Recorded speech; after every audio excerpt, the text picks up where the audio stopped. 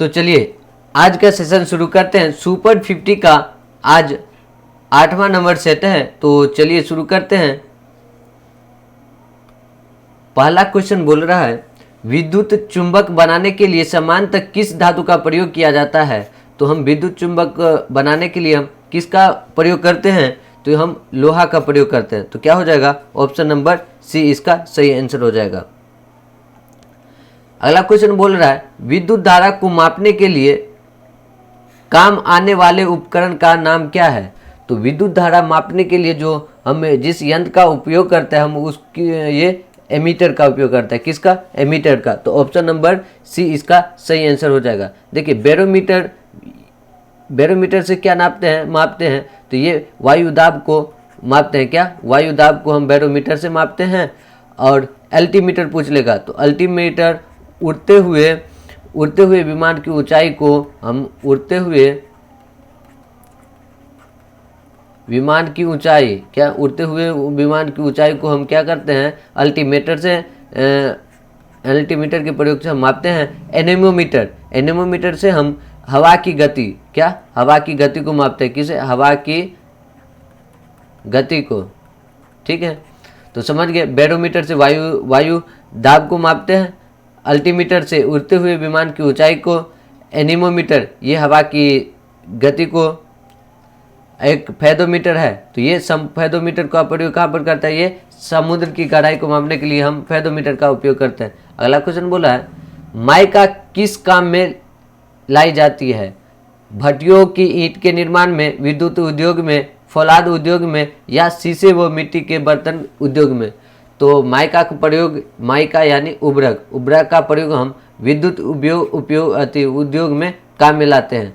देखिए माइका का विश्व में सबसे ज़्यादा उत्पादक कौन करता है, ये अपना देश भारत करता है। कौन करता है, अपना देश भारत करता है।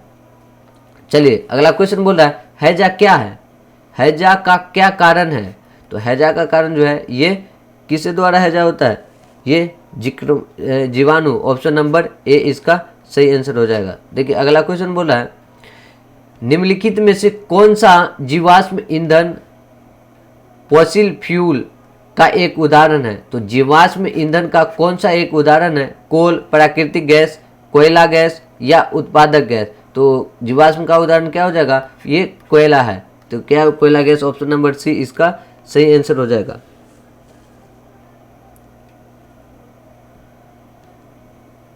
देखिए कोयला को क्या करते हैं हम, भंजक आसवन विधि द्वारा कोल गैस बनाया जाता है। तो कोयला को हम पूछ लेगा क्वेश्चन किस विधि से हम कोल गैस बनाते हैं, तो ये भंजक आसवन विधि। कौन, भंजक आसवन विधि। क्या हो जाएगा, भंजक आसवन विधि द्वारा जो होता है ये कोयला को हम कोयला गैस बनाते हैं। देखिए अगला क्वेश्चन बोला है संवेग की वही इकाई है जो खाली स्थान की है। तो किसकी इकाई सेम है, तो जिसकी संवेग की इकाई वही है, ये संवेग और आवेग की इकाई मतलब क्या है, दोनों सेम है। तो ऑप्शन नंबर सी इसका सही आंसर हो जाएगा। अगला क्वेश्चन बोला है पृथ्वी के केंद्र पर जी का मान हो सकता है अनंत, एकक या शून्य या इनमें से कोई नहीं। तो पृथ्वी के केंद्र पर जी का मान कितना हो जाएगा, तो पृथ्वी पर जी का मान हो जाएगा ये शून्य हो जाएगा। ऑप्शन नंबर सी इसका सही आंसर हो जाएगा। देखिए पृथ्वी के तल से हम जब ऊपर जाएंगे या नीचे आएंगे, क्या हुआ, ये तल हुआ, ये जब हम ऊपर जाएंगे और नीचे जाएंगे तो जी का मान क्या हो गया, घटेगा। क्या होगा, घटेगा। ठीक है, और इतना हो समझेंगे। और देखिए पृथ्वी की घूर्णन गति के घटने से क्या होगा, जी का मान बढ़ेगा और पृथ्वी की घूर्णन गति ज़्यादा होने से जी का मान क्या होगा, घटेगा। देखिए पृथ्वी के ध्रुव पर जी का मान जो है सबसे ज़्यादा होता है। ध्रुव पर क्या होगा, जी का मान सबसे ज़्यादा होगा। आप पूछ लेगा सबसे कम कहाँ पर होगा, तो विषुवत रेखा पर सबसे कम होगा। कहाँ पर, विषुवत रेखा पर ये सबसे कम मान हो गया। तो इतना क्वेश्चन, ये क्वेश्चन से इतना क्लियर हो गया। देखिए जब हम पृथ्वी से पृथ्वी के तल से ऊपर जाएंगे या नीचे जाएंगे तो जी का मान घटेगा। ठीक है, पूछ लेगा सबसे जी का मान ज्यादा कहाँ है, तो ये ध्रुव पर। कम पूछ लेगा तो ये विषुवत रेखा पर सबसे कम होता है। और देखिए, और पूछेगा घूर्णन की पृथ्वी की घूर्णन गति घटने से जी का मान क्या होगा, तो जी का मान बढ़ेगा। पूछ लेगा घूर्णन गति बढ़ने से जी का मान क्या होगा, घटेगा। तो इस क्वेश्चन से इतना क्लियर हो गया। चलिए अगला क्वेश्चन बोला है पर्यावर्ती वोल्टता के परिमाण को घटने के लिए प्रयोग में लाया जाने वाला ट्रांसफार्मर। देखिए वोल्टेज को घटने के लिए हम क्या करते हैं, घटाने के लिए हम किसका उपयोग करते हैं, स्टेप डाउन ट्रांसफार्मर का। किसका, स्टेप डाउन ट्रांसफार्मर का उपयोग करते हैं। तो ऑप्शन नंबर बी इसका सही आंसर हो जाएगा। देखिए अगला क्वेश्चन, उस विद्युत धारा को जो नियत समय अंतराल के बाद अपनी दिशा बदल लेती है कहा जाता है। देखिए तो ये क्या कहलाती है, प्रत्यावर्ती धारा कहलाती है। क्या, प्रत्यावर्ती धारा, अल्टरनेटिंग करंट। जो विद्युत जो नियत समय के अंतराल अपनी दिशा बदलती है। अगला क्वेश्चन है बिजली घर से सप्लाई की जाने वाली वोल्टेज को स्थिर करने के लिए प्रयोग में लाई जाने वाली युक्ति है। तो ये कौन सी युक्ति है, ये ट्रांसफार्मर। ऑप्शन नंबर बी इसका सही आंसर हो जाएगा। अगला क्वेश्चन देखिए क्या बोल रहा है, खगोलीय पिंड का अवलोकन करने के लिए प्रयोग में लाए जाने वाला यंत्र है। तो खगोलीय पिंड को अवलोकन करने के लिए किस यंत्र का प्रयोग करते हैं हम, तो ये टेलीस्कोप का प्रयोग करते हैं। किसका, टेलीस्कोप का प्रयोग करते हैं। तो ऑप्शन नंबर ए इसका सही आंसर हो गया। ओजोन परत का कार्य क्या है, तो ओजोन परत का कार्य क्या है, पहला ऑप्शन बोल रहा है सूर्य की हानिप्रद अवरक्त किरणों को पृथ्वी तक पहुंचने से रोकती है। तो ओजोन परत का यही काम है, जो सूर्य की हानिप्रद अवरक्त किरणें हैं जो पृथ्वी पर आने से क्या करती है, ये रोकती है। तो ऑप्शन नंबर ए इसका सही आंसर हो जाएगा। ठीक है, क्लोरोफ्लोरोकार्बन के प्रयोग से क्या होता है, ओजोन का क्षति होता है। क्या, CFC क्या होता है, ये क्लोरोफ्लोरोकार्बन होता है। इससे क्या होता है, ओजोन परत की क्या होता है, क्षति ये पहुंचाता है। चलिए अगला क्वेश्चन है, जलते हुए विद्युत बल्ब के तंतु का तापमान समानतः होता है। तो जलते हुए विद्युत बल्ब का तापमान कितना होता है, ये 1500 डिग्री सेल्सियस से ये 2500 होता है। कितना, ऑप्शन नंबर सी इसका सही आंसर हो जाएगा। अगला क्वेश्चन बोल रहा है 1 गैलन का मान कितना होता है। तो 1 गैलन का मान कितना हो जाएगा, ये 1 गैलन का मान हो जाएगा 3.875 लीटर। कितना, 3.875 लीटर। तो ये ऑप्शन नंबर ए इसका सही आंसर हो जाएगा। अगला क्वेश्चन बोला है कंप्यूटर में किसी शब्द की लंबाई किससे नापी जाती है। तो कंप्यूटर में किसी शब्द की लंबाई जो है ये बिट्स द्वारा मापी जाती है। ठीक है, वर्षा के बाद इंद्रधनुष के निर्माण का कारण है। तो वर्षा के बाद इंद्रधनुष का निर्माण का कारण क्या है, प्रकाश का प्रकीर्णन, प्रकाश का पूर्ण आंतरिक परावर्तन व प्रकीर्णन। ऑप्शन सी बोल रहा है प्रकाश का अपवर्तन, पूर्ण आंतरिक परावर्तन और विक्षेपण, या प्रकाश का परावर्तन। तो ऑप्शन नंबर सी हो जाएगा प्रकाश का अपवर्तन, पूर्ण आंतरिक परावर्तन और विक्षेपण। तो इसी कारण से क्या होता है, इंद्रधनुष का निर्माण होता है। देखिए इंद्रधनुष जो है 2 प्रकार के होते हैं। क्या, 2 प्रकार के, 2 टाइप के इंद्रधनुष होता है। पहला है प्राइमरी इंद्रधनुष, मतलब प्राथमिक इंद्रधनुष। कौन सी, प्राथमिक इंद्रधनुष। दूसरा है सेकेंडरी, द्वितीय इंद्रधनुष।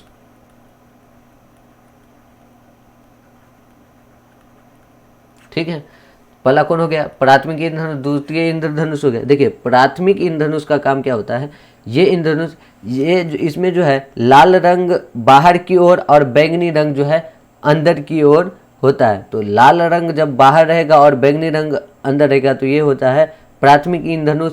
और द्वितीय इंद्रधनुष देखिए जब बूंदों को आपतित होने वाली सूर्य की किरण का 2 बार अपवर्तन और 2 बार परावर्तन होता है तो क्या होता है, द्वितीय इंद्रधनुष का निर्माण होता है।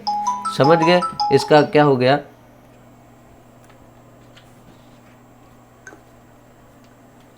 हाँ बना लेने, बना ले, बना जल्दी आबे छियै। हाँ तो सब्जी छोड़ दे, फुल्की बना लेने तो आबे छियै। एगो वीडियो रिकॉर्ड करे छै तऽ वीडियो रिकॉर्ड करे छै के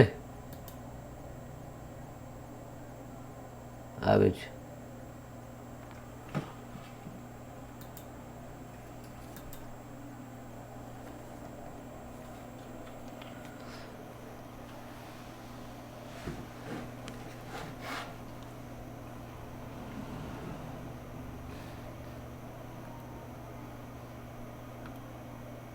ठीक है, इतना समझ गए। द्वितीय इंद्रधनुष और प्राथमिक इंद्रधनुष समझ गए। चलिए अगला क्वेश्चन बोल रहा है जेट स्ट्रीम क्या है। तो जेट स्ट्रीम क्या है, ये सागरीय जलधारा है, स्थानीय पवन है, या उच्च स्तरीय पछुआ पवन है, या उच्च स्तरीय व्यापारिक पवन। तो जेट स्ट्रीम जो है ये एक उच्च स्तरीय पछुआ पवन है। तो ऑप्शन नंबर सी इसका सही आंसर हो जाएगा। अगला क्वेश्चन देखिए, सुपरसोनिक मतलब ध्वनि की गति से भी तीव्र गति से चलने वाला विमान को हम क्या बोलते हैं, सुपरसोनिक बोलते हैं। तो सुपरसोनिक विमानों की उड़ान के लिए सार्वजनिक सुविधाजनक वायुमंडलीय परत है। तो सुपरसोनिक विमान कहाँ पर कौन से मंडल में उड़ता है, तो ये समताप मंडल में उड़ता है। किसमें, समताप मंडल में जो है ये उगता है। ये इसकी ऊंचाई जो होती है पृथ्वी से 18 से 32 किलोमीटर की ऊंचाई पर होता है। कितना, 18 से 32 किलोमीटर की ऊंचाई पर। इसमें जो है तापमान जो है, ताप जो है ये समान रहता है। समताप मंडल में जो है मोटाई, इसकी मोटाई जो है ध्रुव पर सबसे अधिक होती है। क्या होते हैं, ध्रुव पर इसकी मोटाई सबसे क्या होगी, अधिक होगी। कभी कभी जो होता है इसमें, इस मंडल में जो होता है ये विशेष प्रकार की क्या होता है, मेघ का निर्माण होता है, जिसे हम क्या बोलेंगे, मुलाभ मेघ बोलेंगे। क्या बोलेंगे, उस मेघ को हम बोलेंगे मुलाभ मेघ। क्या, मुलाभ मेघ बोलेंगे। ठीक है, चलिए अगला क्वेश्चन देखिए, रात्रि का अंधापन किसकी कमी से होता है। तो रात्रि का अंधापन विटामिन ए की कमी से होता है। किससे, विटामिन ए की कमी से जो होता है ये होता है। ए का आविष्कार पूछ लेगा कौन किया था, तो ये मैकुलन ने जो है विटामिन ए के आविष्कार कौन किया था, ये मैकुलन। कौन, मैकुलन ने इनका आविष्कार किया था। ठीक है, पूछ लेगा विटामिन बी का आविष्कार, तो विटामिन बी का भी आविष्कार कौन किया था, ये मैकुलन ने ही विटामिन बी का आविष्कार किया था। पूछ लेगा विटामिन सी का आविष्कार कौन किया था, विटामिन सी का आविष्कार, तो याद रखिए कौन किया था, ये हॉलकट ने। क्या, हॉलकट ने विटामिन सी का आविष्कार किया था। ठीक है, और पूछ लेगा विटामिन डी का आविष्कार कौन किया था, विटामिन डी का आविष्कार कौन किया था, तो याद रखिएगा इसका आविष्कार जो थे किया था हॉपकिंस ने। कौन, हॉपकिंस ने इनका आविष्कार किया था। ठीक है, विटामिन ए का नाम क्या है, तो विटामिन ए का नाम हो गया रेटिनोल। क्या हो गया, विटामिन ए का नाम रेटिनोल हो गया। चलिए अगला क्वेश्चन देखिए, निम्नलिखित में से किस कंप्यूटर भाषा का मुख्य वाणिज्य कार्य में प्रयोग किया जाता है। तो वाणिज्य कार्य में कौन सा कंप्यूटर भाषा का प्रयोग करते हैं, तो याद रखिएगा कौन सा, तो ऑप्शन नंबर हो जाएगा ऑप्शन नंबर बी, कोबोल। ठीक है, अगला क्वेश्चन देखिए, दही को बिलोकर मक्खन निकालने की विधि को भौतिक के किस सिद्धांत का उपयोग होता है, तो ये अपकेंद्रीय बल होता है। तो ऑप्शन नंबर सी इसका सही आंसर हो जाएगा। देखिए, जब कोई वस्तु किसी वृत्ताकार मार्ग पर गमन करता है, इस बल को हम क्या कहेंगे, अपकेंद्रीय बल कहेंगे। अपकेंद्रीय बल समझ गए किससे बोलेंगे, जब कोई वस्तु किसी वृत्ताकार मार्ग पर गमन करता है मतलब चलता है, तो उस बल को ही हम क्या बोलते हैं, अपकेंद्रीय बल कहते हैं। देखिए, अपकेंद्रीय बल के एक क्वेश्चन है, अपकेंद्रीय बल की दिशा अपकेंद्रीय बल से कौन सी दिशा में होती है, अपकेंद्रीय बल की दिशा अपकेंद्रीय बल के कौन सी दिशा में होती है, तो ये बल के विपरीत दिशा में होती है। ये इतना याद रखिएगा। चलिए अगला क्वेश्चन, निर्वात में प्रकाश की चाल होती है, तो निर्वात में प्रकाश की चाल कितनी होगी, ये 3 × 10⁸ मीटर पर सेकेंड हो जाएगा। तो ऑप्शन नंबर सी इसका सही आंसर हो जाएगा। देखिए, अगर एक कमरे में एक चालू रेफ्रिजरेटर के दरवाजे खुले छोड़ दिए जाए तो क्या होगा? कमरा रेफ्रिजरेटर के भीतर के ताप को ठंडा हो जाएगा, कमरे का ताप अपरिवर्तित रहेगा, या कमरा रेफ्रिजरेटर के भीतर से भी ज़्यादा ठंडा हो जाएगा, कमरा धीरे धीरे गर्म हो जाएगा। तो अगर हम किसी कमरे में जो है रेफ्रिजरेटर को के दरवाज़ा खुला छोड़ देंगे तो वो क्या होगा? कमरा धीरे धीरे क्या हो जाएगा? गर्म हो जाएगा। तो ऑप्शन डी इसका सही आंसर हो जाएगा। देखिए, सूर्य ग्रहण होता है तो सूर्य ग्रहण कब होगा? जब चंद्रमा जो है पृथ्वी एवं सूर्य के बीच आ जाता है तो क्या होगा? ये सूर्य ग्रहण होगा। तो ऑप्शन नंबर ए इसका सही आंसर हो जाएगा। ठीक है, पूछ लेगा चंद्र ग्रहण कब होता है? चंद्र ग्रहण, तो चंद्र ग्रहण पूछ लेगा जब पृथ्वी जो है सूर्य एवं चंद्रमा के बीच जो है आ जाता है तो हम बोलेंगे चंद्र ग्रहण होता है। सूर्य ग्रहण के समय जो है सूर्य का जो है कोरोना भाग दिखाई देता है। क्या देता है? कोरोना भाग दिखाई देता है। कोरोना जो है एक्सरे उत्सर्जित करता है, इसे हम बोलते हैं सूर्य का मुकुट। एक्सरे जो है ये उत्सर्जित करता है, इसको ही हम बोलते हैं सूर्य का मुकुट बोलते हैं। ठीक है, अगला क्वेश्चन देखिए, प्राथमिक रंग क्या है? तो प्राथमिक रंग जो ऑप्शन बोल रहा है जो प्रकृति में पाए जाए, जो अन्य रंगों के मिश्रण से उत्पन्न नहीं किए जा सके, इंद्रधनुष के रंग या श्वेत प्रकाश के एपिक्टर्म के रंग। तो देखिए, प्राथमिक रंग हम उसको बोलेंगे जो अन्य रंगों के मिश्रण से उत्पन्न नहीं किए जा सकते हैं, तो उसको हम बोलेंगे प्राथमिक रंग। तो प्राथमिक रंग पूछ लेगा कौन कौन से है? तो ये हो जाएगा लाल, हरा, नीला। कौन? लाल, हरा, नीला, ये क्या है? प्राथमिक रंग है। ठीक है, देखिए अगला क्वेश्चन, जीवाश्म की आयु ज्ञात करने के लिए प्रयुक्त रेडियोधर्मिता वाला तत्व है। तो जीवाश्म की आयु ज्ञात करने के लिए हम क्या करते हैं उपयोग? ये ऑप्शन नंबर डी हो जाएगा, कार्बन 14। क्या हो जाएगा? कार्बन 14। ठीक है, अगला क्वेश्चन देखिए, अंतरिक्ष में प्रक्षेपित प्रथम कृत्रिम उपग्रह कौन सा है? तो ये कौन सा उपग्रह हो जाएगा? ये ऑप्शन नंबर डी, स्पुतनिक 1। क्या हो जाएगा? स्पुतनिक 1। अगला क्वेश्चन देखिए, हृदय की धड़कन को नियंत्रित करने के लिए इस्तेमाल किया जाने वाला उपकरण है। तो ये कौन सा उपकरण है? तो ये पेसमेकर है। क्या है? पेसमेकर। ठीक है, अगला क्वेश्चन देखिए, निम्नलिखित में से कौन सा पदार्थ अत्यधिक कठोर और अत्यधिक तन्य होता है? तो कौन सा पदार्थ जो है अत्यधिक कठोर एवं अत्यधिक तन्य होता है? तो ये हो जाएगा टंगस्टन। क्या हो जाएगा? टंगस्टन। ऑप्शन नंबर बी इसका सही आंसर हो जाएगा। ठीक है, टंगस्टन का संकेत कितना क्या होता है? ये डब्ल्यू होता है टंगस्टन का। इसका गलनांक लगभग होता है 3500 डिग्री सेल्सियस। कितना? 3500 डिग्री सेल्सियस होता है। देखिए अगला क्वेश्चन, ग्रहों की गति के नियम किसने प्रतिपादित किए थे? तो ग्रहों की गति के नियम जो है ये केपलर ने प्रतिपादित किया था। तो ऑप्शन नंबर बी इसका सही आंसर हो जाएगा। 18 कैरेट सोने में सोना का प्रतिशत होता है। तो 18 कैरेट में सोना का प्रतिशत कितना होता है? ये 75% जो होता है इसमें सोना होता है। तो ऑप्शन नंबर बी हो गया इसका सही आंसर। निम्नलिखित में से कौन सी राशि अदिश नहीं है? तो इनमें से कौन सी राशि जो है अदिश नहीं है?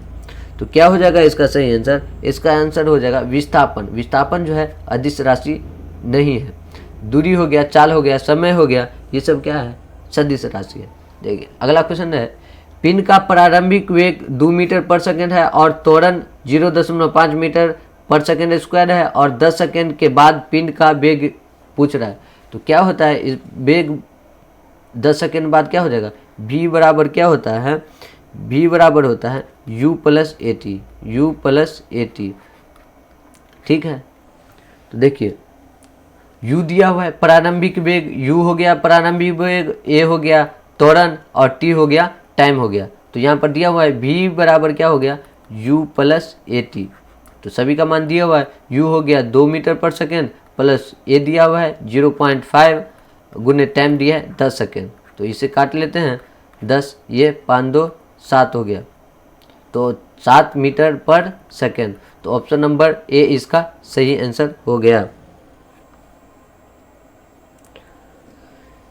अगला क्वेश्चन देखिए, एक अंतरिक्ष यान पृथ्वी के चारों ओर घूमता है और उसकी दूरी पृथ्वी की त्रिज्या से लगभग क्या है? दुगुनी है। तो गुरुत्वाकर्षण के कारण त्वरण क्या होगा? तो गुरुत्वाकर्षण के कारण त्वरण याद रखिएगा कितना होगा 9.8 गुने 9.8 मीटर पर सेकेंड स्क्वायर होगा। तो ऑप्शन नंबर बी इसका करेक्ट आंसर हो जाएगा।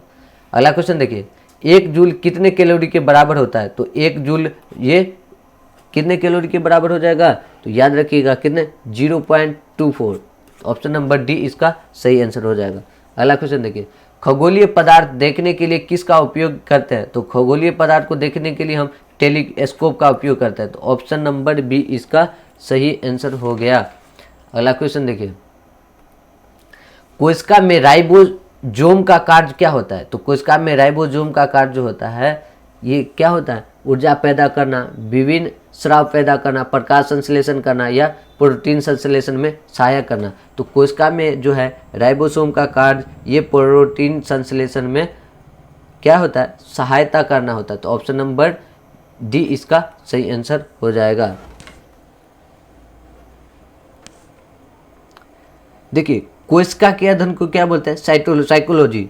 ठीक है, सबसे लंबी कोशिका पूछ लेगा तो ये तंत्रिका तंत्र कोशिका है। कौन से सबसे लंबी कोशिका पूछ लेगा तो ये तंत्रिका तंत्र कोशिका है। सबसे बड़ी कोशिका पूछ लेगा ये शुतुरमुर्ग के अंडे की कोशिका है। ठीक है, तो इस क्वेश्चन से इतना। ठीक है, अगला क्वेश्चन देखिए, मनुष्य में मेरुदंड में कितनी जोड़ी तंत्रिका पाई जाती है? तो मेरुदंड में कितनी जोड़ी तंत्रिका पाई जाती है? तो ये 31 जोड़ी तंत्रिका पाई जाती है। ऑप्शन नंबर ए इसका सही आंसर हो जाएगा। देखिए, मनुष्य में जो है 12 जोड़ी कपाल तंत्रिका और 31 जोड़ी मेरुदंड तंत्रिका पाए जाते हैं। तो मनुष्य में क्या 12 जोड़ी कपाल तंत्रिका, 12 जोड़ी हो गया कपाल तंत्रिका और 31 जोड़ी हो गया मेरुदंड तंत्रिका पाई जाती है। मस्तिष्क का वजन पूछ लेगा तो ये कितना होता है? 1400 ग्राम। कितना होता है? 1400 ग्राम होता है।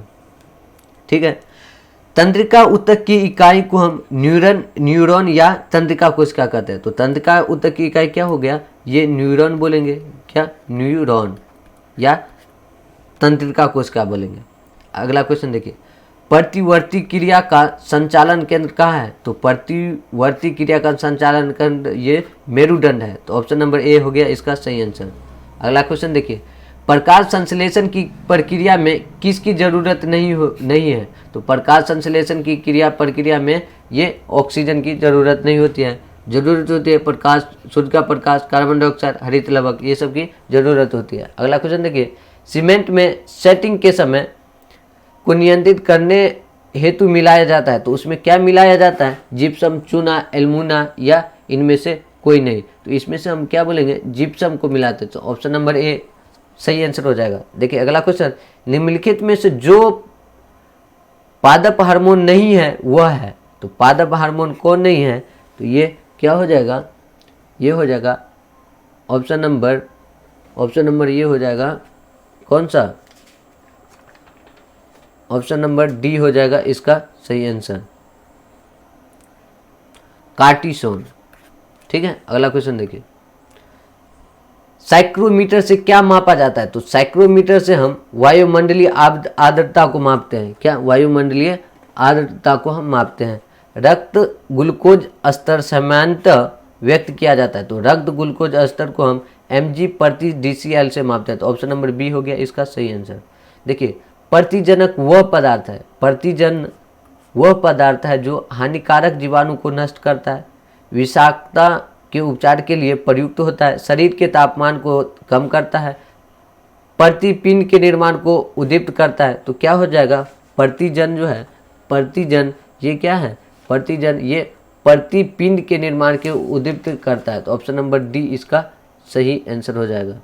ठीक है, गलत छांटे, इसमें से गलत छांटना है। तो अचुंबकीय एल्युमिनियम, टंगस्टन, ऑक्सीजन, लौह चुंबक, निकेल, लोहा, कोबाल्ट, प्रतिचुंबक, चांदी, नमक, हाइड्रोजन, क्या हो जाएगा? ये सब सही है। ऑप्शन नंबर डी हो जाएगा इसका सही आंसर, इनमें से कोई नहीं।